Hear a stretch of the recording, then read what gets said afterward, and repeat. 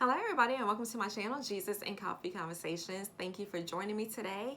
Y'all, I do not know what's going on with my eye. Like, I was looking at it, and I don't know if you guys can notice, but this one might be a lot smaller than my right one. I don't know what's going on with it. I know yesterday it was like really red, and so I didn't wear my contacts, and this morning, like, it's not red anymore, but it's still kind of like irritated. So I was like, I'll wear my glasses again today. So hopefully whatever is going on, it'll clear up and I'll be good to go come tomorrow. So if you do notice that this eye is smaller, don't be alarmed. Um, Hopefully everything will be cleared up and back to normal tomorrow. So today's video is, I don't think it's going to be too long. I'm talking about witnessing because I've had people ask me, how do I witness to people? And I've had people ask me, how do I talk to, like my family and friends about the things I talk to you guys about on my videos. So I would say when it comes to witnessing, when it comes to talking to people that you don't know, be led by the Holy Spirit. Don't be out here trying, just say, oh, I'm going to go witness to, this person in the line at the grocery store, or I'm going to talk to this person at the gas station. Because people are crazy. And it can be very dangerous to talk about Jesus in today's society. So I would say be led by the Holy Spirit, because God is the one that draws people to him. So, if you see somebody and you're like, ooh, I'm going to go talk to this person, you don't know that person's heart. Their heart could be so hardened towards God that they don't want to hear nothing you have to say about God. It can turn into a big argument. It can turn into a fight. So I would say be led by the Holy Spirit. If the Holy Spirit tells you to say something to somebody, okay, that's different. But you just wanting to do it on your own, I don't recommend it. Another way that you witness to people that you don't know is by the way you carry yourself. Especially, and when I say the way you carry yourself, like if you're at a restaurant or the store or what have you, people are watching you. They're paying attention to the things you say. They're paying attention to how you interact with people. They're looking at, how you're dressed.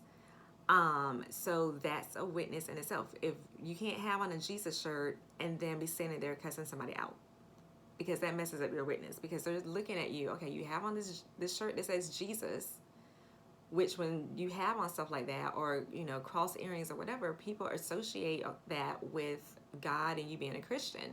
So you can't be standing there cussing somebody out and you have Jesus on your shirt, or you have road rage with the sign of the fish bumper sticker on the back of your car, and you cutting people off in traffic, you're giving people the finger, you're honking your horn. Like, that destroys your witness. So you have to be very, very cautious about how you're acting when you're out in public. And for me personally, I'm even more aware of how I am in public and how I'm talking to people because I do YouTube. And people all over the world watch my videos. And so I've had people approach me, in public. I have people approach me in restaurants.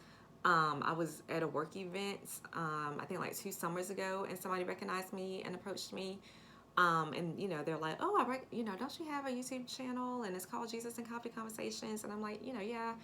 And they're like, oh yeah, I watch your videos, and your videos are really helpful, and things like that. And I'm shocked, because I'm like, oh wow, like people recognize me from my videos.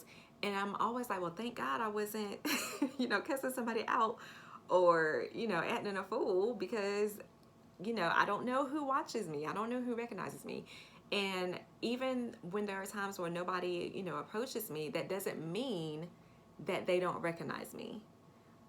Because I'm the kind of person, I was in a restaurant with Grant Hill and his wife Tamia, I think like 2 years ago, and I didn't go up to them, I didn't approach them, because we were in a restaurant, and I'm like, okay, well, I'm not gonna, disturb, their breakfast or whatever, but I recognized them, but I wanted to be respectful and give them their space. So you have people like that just because they, they might recognize you, but they might not say anything. So I'm always very mindful when I'm in public. I'm mindful about the clothes I wear. I'm mindful about the way I treat people. There's a lot of restaurants that are like my favorite restaurants, and people, that work there, they recognize me, and they always tell me, when they wait on me, like they're happy that, they're waiting on me because I treat them with respect and I'm not rude. So that's a witness as well. So you have to always be very, very mindful of how you're conducting yourself in public, because people are watching. And the way that you interact with people in public, that can also open the door for a conversation. Um, and also, I would say don't debate with people and don't argue, because trying to prove your point is not going to prove your point. So I remember I was that person. I would argue with people. I would, debate with people, trying to get them to see my point of view, and I would get so frustrated. And the Holy Spirit told me to stop. He was just like, you got to stop doing that. Just tell them what I tell you to tell them. Give them the scriptures, and if they don't believe it, then that's on them. And it's similar to what Jesus told the disciples in Matthew 10 when he, told them to go to houses and, talk to people. And if people accepted them and welcomed them, then, he was like, let your peace fall upon the house. But if they refuse to listen to you and they don't accept you, then pretty much wipe your hands clean of them because you did your part. And so that's the way I approach it now. I've had, people send me messages asking me about God and why do I believe, the things that I believe, because they're genuinely interested and they're searching for answers. And so I, let them know up front, I'm not going to argue and debate. I'm going to tell you, why I believe in Jesus. And, I also let them know that you're never going to believe in Jesus until you encounter him for yourself. It's not until you have your own Damascus Road experience that you'll believe in Jesus and come to know how real he is. Because for me personally, I've seen too much. I've been through too much. You cannot convince me and tell me otherwise that Jesus is not real. I know 100% for a fact that he's real, but it's not until you have your own Damascus Road experience that you're going to believe that. And that's what I tell them. And I go ahead, we have our conversations. I understand, like I ask them, well, what do you believe, to understand where they're coming from. And then we have, a discussion about it, not a debate. We have a discussion about it. And, we just agree to disagree. But the seed that God had me plant is planted. And that's the thing. God draws people to him. So when you speak to people about Jesus, even though it might seem like they're not listening to you and it might seem like they're just stuck in their ways, the seed is planted. And I guarantee you they're going to think about what you said, and they're going to start to, have that seed get watered, and they're going to start thinking about it, and then they might break down and start praying and asking for the Damascus Road experience.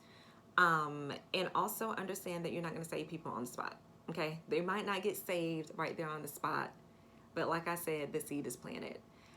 For my family and friends, my family and friends know that I'm saved. They, they know I have my YouTube channel and all of that.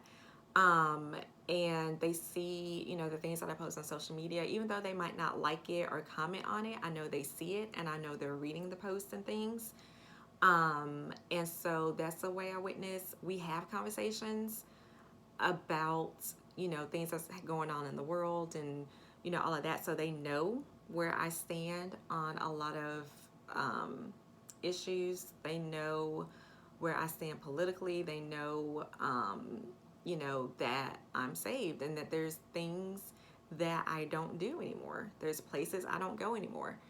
And so, we have these conversations. I've had them get mad at me because, they don't want to hear the things that I say, or they might disagree with the things that I say. But again, we just agree to disagree. They know that I'm not going, that they're not going to change my mind about it. And I know that I'm not going to change their mind about it. Is it frustrating? Yes. Especially when, because I equate it to being, like having a railroad track, and they're laying on the railroad tracks, and a train is coming full speed, and if they don't get off the track, they're going to get killed. And so I'm telling them, you got to get off the tracks. You have to get off the tracks. This train is coming, and they don't want to hear it. So it's frustrating, and that's when I just pray about it and I give it to God, and I just say, okay, God, you work on them. But we have conversations. They get mad at me, like I said, but I don't care. I'm not going to keep quiet. When the Holy Spirit tells me to speak, I'm speaking. I don't care if you like it. I don't care if you get mad about it.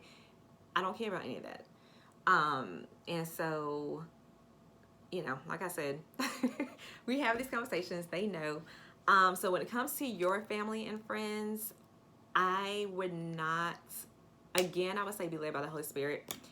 And if they're having conversations or, things of that nature, and you want to talk about what you believe, or you want to give your opinion, and it could be anything. It could be current events. It could be, whatever. If you have something you want to say, then say it. Because if they're your family and friends, yeah, they might get mad, but you should be able to be honest with your family and friends. And they should be able to agree to disagree. Now, there are some that are just, they're bullies, and it has to be their way or no way. I don't associate with them. I say hi, but I don't get involved in the conversations with them, because it's just going to lead to, like an argument and all that stuff. So I would say pick your battles. If they don't want to listen, as frustrating as it is, you just got to let it go and just give it to God and let God work on them. Because at the end of the day, and this goes for anybody, at the end of the day, you did your part. When they're face to face with God, they're not going to have an excuse. They're not going to be able to say, well, nobody told me, or, I didn't know about this or whatever. And God is going to say, yes, you did. Remember when Johnny came to your house and y'all were, watching the football game, and then y'all started talking about this, and he told you XYZ. So they're not going to have an excuse. Okay, so when you say what it is you have to say and they don't want to listen to it, then oh well, it's on them, because you did your part. So yeah, that's pretty much all I have. Like I said, really just be led by the Holy Spirit. And also don't be afraid to speak the truth. Because, with this whole cancel culture and stuff that we have going on, a lot of people are being quiet, and God is looking for people that are not going to be quiet. He wants people that are going to be bold and speak truth, and risk being thrown in the fire or the lion's den or whatever. So just know that you cannot make anyone do anything. You cannot make anyone believe what you believe. You just have to, pray for them.